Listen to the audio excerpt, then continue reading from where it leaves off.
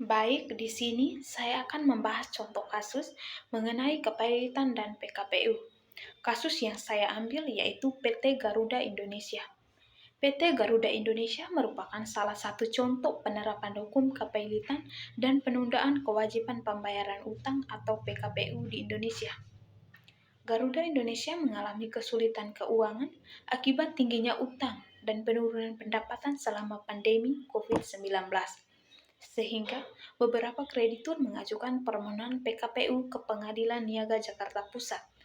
Berdasarkan Undang-Undang Nomor 37 Tahun 2004 tentang Kepemilikan dan PKPU, PKPU merupakan upaya hukum yang memberikan kesempatan kepada debitur untuk merestrukturisasi utangnya melalui kesepakatan dengan kreditur agar terhindar dari kepailitan.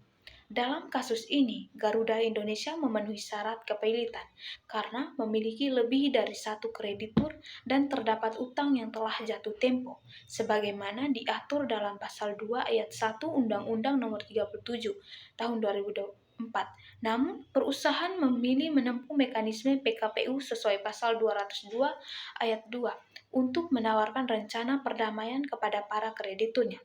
Setelah dilakukan negosiasi, mayoritas kreditur menyetujui proposal restrukturisasi utang dan pengadilan mengesahkan kesepakatan tersebut, sebagaimana diatur dalam Pasal 281 dan Pasal 285 Undang-Undang Nomor 37 Tahun 2004. Kasus ini menunjukkan bahwa PKPU berfungsi sebagai sarana penyelamatan perusahaan yang mengalami kesulitan keuangan tanpa harus langsung dinyatakan pailit, sekaligus memberikan perlindungan hukum bagi debitur dan kreditur.